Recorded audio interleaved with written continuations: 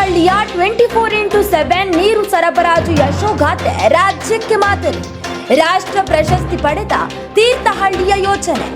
ರಾಜ್ಯದ ಅಧಿಕಾರಿಗಳಿಗೆ ಪಾಠ ಹೇಳಿದ ಮಾಜಿ ಅಧ್ಯಕ್ಷರು ರಹಮತುಲ್ಲಾ ಅಸಾದಿ.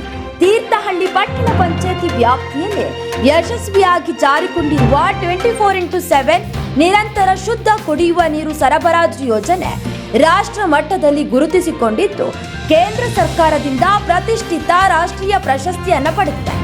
ಈ ಸಾಧನೆಯ ಹಿನ್ನೆಲೆ ಕರ್ನಾಟಕ ನೀರು ಸರಬರಾಜು ಹಾಗೂ ಒಳಚರಂಡಿ ಮಂಡಳಿ ಆಯೋಜಿಸಿದ್ದ ವಿಶೇಷ ವರ್ಚುವಲ್ ಸಂವಾದದಲ್ಲಿ ತೀರ್ಥಹಳ್ಳಿ ಪಟ್ಟಣ ಪಂಚಾಯಿತಿಯ ಮಾಜಿ ಅಧ್ಯಕ್ಷರಾದ ರಹಮತುಲ್ಲಾ ಅಸಾದಿ ಹಾಗೂ ಸಂದೇಶ್ ಜವಳಿ ಸಂಪನ್ಮೂಲ ವ್ಯಕ್ತಿಗಳಾಗಿ ಭಾಗವಹಿಸಿ ರಾಜ್ಯದ ಅಧಿಕಾರಿಗಳಿಗೆ ಮಾರ್ಗದರ್ಶನವನ್ನು ನೀಡಿದರು.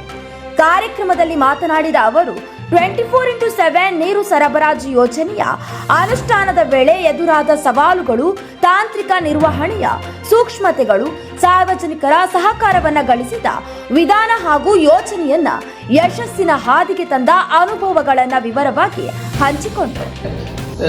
24x7 ಫಿಲ್ಟರ್ ಆಗಿದೆ, ಎಲ್ಲವೂ ನಾವು ಕೊಡ್ತಾ ಇದ್ದೀವಿ. ಫಿಲ್ಟರ್ ನೀರೇ ಕೊಡ್ತಾ ಇದ್ದೀವಿ. ಆಲಮ್ ಬ್ಲೀಚಿಂಗ್ ಮುಖಾಂತರವಾಗಿ ನಾವು ಹಾಕಿ ಫ್ರೆಶ್ ನೀರೇ ಅದು ಕೊಡ್ತೀವಿ. ಈ ಸಂದೇಶ ಹೇಳಿದಂಗೆ 100% ತುಂಬಾ ಪ್ಯೂರಿಫೈಡ್ ವಾಟರ್ ಬಿಸ್ಲೇರಿಗಿಂತಲೂ ತುಂಬಾ ಕ್ಲೀನ್ ಕಾಣುವಂತ ನೀರು ನಮ್ಮಲ್ಲಿ ಸಿಗತ್ತೆ. ಆದ್ರೆ ಕೆಲವು ಟೈಮಲ್ಲಿ ಏನಾಗುತ್ತೆ, ನಮ್ಮಲ್ಲಿ ಫ್ಲಡ್ ಜಾಸ್ತಿ, ಮಳೆ ಜಾಸ್ತಿ ಇರೋದ್ರಿಂದ ಅದು ಕೆಲವು ಟೈಮಲ್ಲಿ ಫ್ಲಡ್ ಬಂದಾಗ ಏನಾಗುತ್ತೆ ಅಂದ್ರೆ ಕೆಸರಿನ ಅಂಶ ಜಾಸ್ತಿ ಬರ್ತದೆ. ಕೆಸರಿನ ಅಂಶ ಜಾಸ್ತಿ ಬಂದಾಗ ನಾವು ಮತ್ತೆ ಟ್ರಾಫಿಕ್ ಕಳಿಸಿದಾಗ ನೋಡಿ, ಇವತ್ತು ನಮ್ಮ ಕೌನ್ಸಿಲರ್ ಮತ್ತೆ ಹಾಕಿ ನವೀನ್ ಕುಮಾರ್ ನಮ್ಮ ಆಕ್ಟಿವ್ ಕೌನ್ಸಿಲರ್ ಇವತ್ತು ಮತ್ತೆ ಹಾಕಿದ್ದಾರೆ. ಅದೇನಾಗಿದೆ ಅಂದ್ರೆ ಫುಲ್ ಕೆಂಪು ನೀರು ಅಂತ ಹೇಳಿ ಅವಾಗ ನಾವು ಆಲಮ್ ಬ್ಲೀಚಿಂಗ್ ಹಾಕೋ ಪ್ರಮಾಣ ನಮ್ಮ ಸ್ಟಾಫಿಗೂ ಕರೆಕ್ಟ್ ಆಗಿ ಗೊತ್ತಾಗಲ್ಲ. ಎಷ್ಟು ಹಾಕಿದ್ರು ಕೂಡ ಏನ್ ಗೊತ್ತಾ, ಈಗ ನಾವು ಪ್ರೆಸೆಂಟ್ ಒಂದು 10-20 ಲಕ್ಷ ರೂಪಾಯಿದು ನಾವು ವರ್ಷಕ್ಕೆ ನಾವು ಆಲಮ್ ಬ್ಲೀಚಿಂಗ್ ಯೂಸ್ ಮಾಡ್ತೀವಿ. ಈಗ ಅದೇ ಎಷ್ಟು ಮಾಡಿದ್ರು ಕೂಡ ಕಲರ್ ಕೆಂಪೇ ಆಗಿರ್ತಾರೆ ಮಳೆ ಬಂದಾಗ. ನಾನು ಫಿಲ್ಟರ್ ಅಡ್ವಾನ್ಸ್ಡ್ ಫಿಲ್ಟರ್ ಯಾವ್ದು ಬೋರ್ಡ್ ಇದ್ದಿದೆ, ಯಾಕಂದ್ರೆ ಈ ಯೋಜನೆಗೆ ನಮ್ಗೆ ತುಂಬಾ ಸಹಕಾರಿ ಆಗುವಂಥದ್ದು. ಯಾಕಂದ್ರೆ ಮತ್ತೆ ಯಾರು 24x7 ಇಲ್ಲಪ್ಪ ಜನ ಅದು ಹೇಳ್ತಾರೆ, ಜನ ಒಳ್ಳೆ ಹೇಳೋದು ಕಮ್ಮಿ, ನೆಗೆಟಿವ್ ಹೇಳೋದು ಜಾಸ್ತಿ ಇರ್ತದೆ.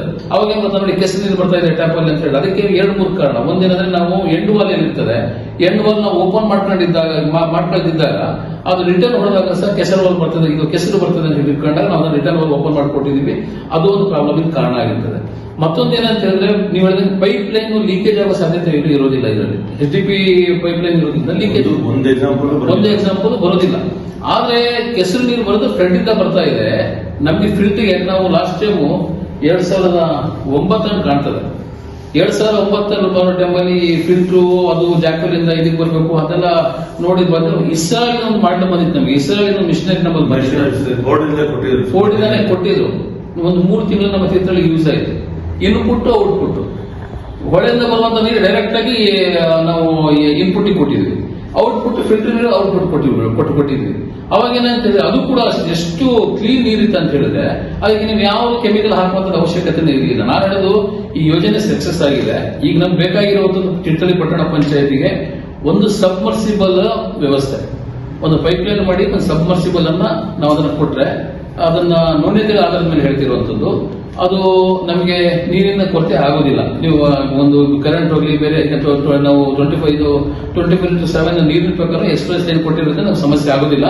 ಆದ್ರೆ ಒಂದು ಸಬ್ಮರ್ಸಿಬಲ್ ಬೇಕಾಗ್ತದೆ.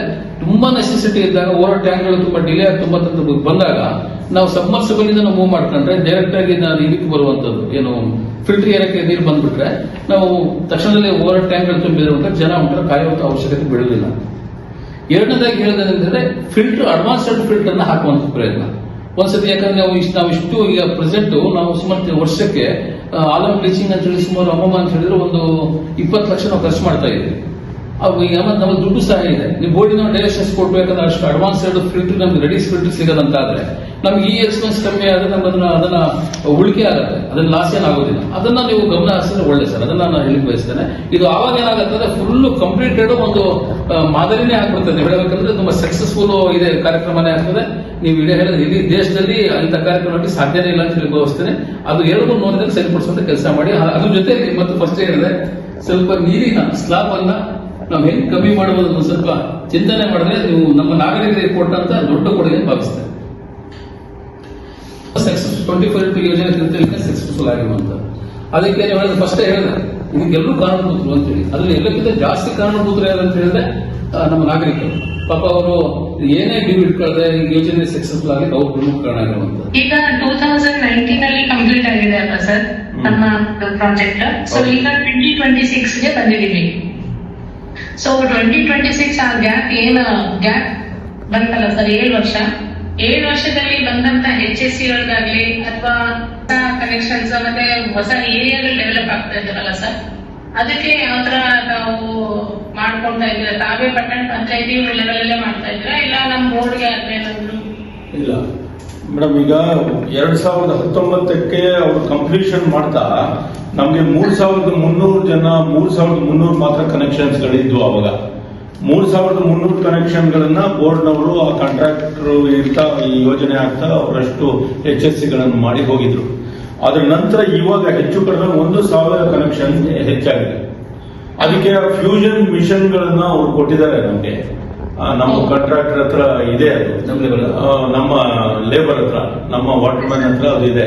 ಅಕಸ್ಮಾತ್ ಏನಾದ್ರೂ ನಾವು HDP ಲೈನ್ ಅನ್ನ ತೆಗೆದು ಓಪನ್ ಮಾಡಿ ಅದನ್ನ ಕಟ್ ಮಾಡಿ ಮತ್ತೆ ಫ್ಯೂಷನ್ ಮುಖಾಂತರ ಅದನ್ನ ಜಾಯಿನ್ ಮಾಡ್ತಕ್ಕಂತ ಟ್ರೈನಿಂಗ್ ಅನ್ನ ನಮ್ಮ ಲೇಬರ್ ಗಳಿಗೆ ಅವಾಗಲೇ ಅವ್ರು ಕೊಟ್ಟಿದ್ದಾರೆ. ಅದನ್ನ ನಾವು ಮಾಡ್ತಾ ಇದ್ದೀವಿ. ಒಂದು ಎರಡನೇದು, ನಮ್ಗೆ ಈಗ ಅಡಿಷನಲ್ ಆಗಿ ಒಂದಿಷ್ಟು ಲೇಔಟ್ಗಳು ಫಾರ್ಮೇಶನ್ ಆಗಿದಾವೆ. ಒಂದು ಲೇಔಟ್ ನಲ್ಲಿ 50 ಮನೆ, 60 ಮನೆ, 100 ಮನೆ, 400 ಮನೆ, 500 ಮನೆ ತನಕ ಒಂದು ಲೇಔಟ್ಗಳು ಆಗ್ತಾ ಇದಾವೆ, ಈಗ ಡೆವಲಪ್ ಆಗ್ತಾ ಇದಾವೆ. ಅವ್ರಿಗೆ ಏನ್ ಮಾಡ್ತೀವಿ ಅಂತ ಹೇಳಿದ್ರೆ, ಆ ಲೇಔಟ್ಗಳ ಒಂದು ಪೈಪ್ ಲೈನ್ಗಳನ್ನ KUWSB ಬೋರ್ಡಿನ ನಿರ್ದೇಶನದಂತೆ ನಾವು ಅವರಿಗೆ ಇನ್ಸಿಸ್ಟ್ ಮಾಡ್ತೀವಿ, ಇದೇ ತರದ್ದು ಮಟೀರಿಯಲ್ ಹಾಕಿ ನೀವು ಪೈಪ್ ಲೈನ್ಗಳನ್ನ ನೀವು ಮಾಡಬೇಕು.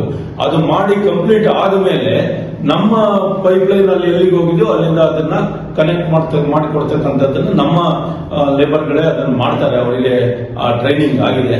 ಅಲ್ಲಿಂದ ಹೌಸ್ ಕನೆಕ್ಷನ್ಸ್ ಹೆಂಗೋ ಅವರೇ ಮಾಡ್ತಾರೆ. KUWSB ನಮ್ಗೆ 2019 ಅಲ್ಲಿ ನಮ್ಗೆ ಹ್ಯಾಂಡ್ ಓವರ್ ಮಾಡಿದ ಮೇಲೆ ಯಾವುದೇ ಮೇಜರ್ ಏನಾದ್ರೂ ಇದ್ರೆ ಮಾತ್ರ ನಾವು ಬೋರ್ಡ್ ಅವರಿಗೆ ಕರೆಸ್ತೀವಿ ನಮ್ಮ ಊರಿಗೆ, ಈ ತರದಾಗಿದೆ ಒಂದು ಏನ್ ಮಾಡಬೇಕು ಅಂತ ಹೇಳಿ. ಅದು ಬಿಟ್ರೆ ನಾವು ಮತ್ತೆ ಯಾವುದೇ ಸಣ್ಣ ಪುಟ್ಟ ವಿಚಾರಗಳಿಗೆ ಅವರಿಗೆ ಕರೆಸಿದ್ದೇ ಇಲ್ಲ. ಈ ಮತ್ತೊಂದು ಮೊನ್ನೆ 2.5 ಕೋಟಿ ರೂಪಾಯಿದು ಒಂದು ಅಭಿವೃದ್ಧಿ ಯೋಜನೆ ಬಂತು, ಅವಾಗ ಮಾತ್ರ ಬೋರ್ಡ್ ಅವರು ಬಂದ್ರು. ಬಿಟ್ರೆ ನಾವು ಸಣ್ಣ ಪುಟ್ಟ ವಿಚಾರಗಳಿಗೆ ನೀವು ಕನೆಕ್ಷನ್ ಕೊಡಿ, ಇಲ್ಲಿ ಪೈಪ್ ಬ್ರೇಕ್ ಡೌನ್ ಆಗಿದೆ, ಇದನ್ನ ಅಟೆಂಡ್ ಮಾಡಿ, ಇದು ಇಲ್ಲೇ ಇಲ್ಲ, ಎಲ್ಲ ನಮ್ಮ ಲೇಬರ್ಗಳೇ ಮಾಡ್ತಾ ಇದ್ದಾರೆ. ಸೊ ನಿಮ್ಮ ಲೇಬರ್ ಮಾಡಿರೋಂತ ವರ್ಕ್ ಕೂಡ ನಿಮ್ಮ ಜನಗಳು ಅಕ್ಸೆಪ್ಟ್ ಮಾಡಿದ್ದಾರೆ 100%. ಹಾಗಿತ್ತಂದ್ರೆ ಇದು ಅದು ಒಂದು ತಮ್ಗೆ ಶುಭಾಶಯ ಸರ್.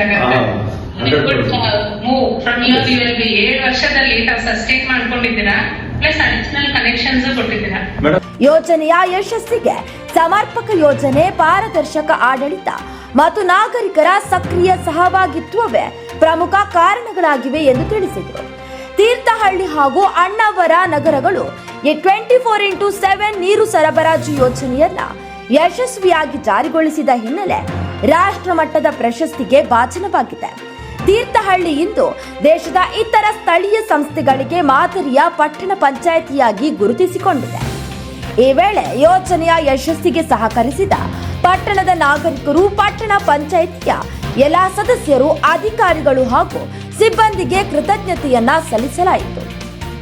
ವಿಡಿಯೋ ಕಾನ್ಫರೆನ್ಸ್ ಮೂಲಕ ನಡೆದಂತಹ ಕಾರ್ಯಕ್ರಮದಲ್ಲಿ ರಾಜ್ಯದ ವಿವಿಧ ಭಾಗಗಳಿಂದ 56ಕ್ಕೂ ಹೆಚ್ಚು ಅಧಿಕಾರಿಗಳು ಪಾಲ್ಗೊಂಡು ತೀರ್ಥಹಳ್ಳಿಯ 24x7 ನೀರು ಸರಬರಾಜು ವ್ಯವಸ್ಥೆಯ ಕಾರ್ಯವೈಖರಿಯ ಕುರಿತು ಮಾಹಿತಿಯನ್ನು ಪಡೆದು ಅನುಷ್ಠಾನಕ್ಕೆ ಸಂಬಂಧಿಸಿದ ಹಲವು ಪ್ರಶ್ನೆಗಳು ಹಾಗೂ ಸಲಹೆಗಳನ್ನು ಹಂಚಿಕೊಂಡರು.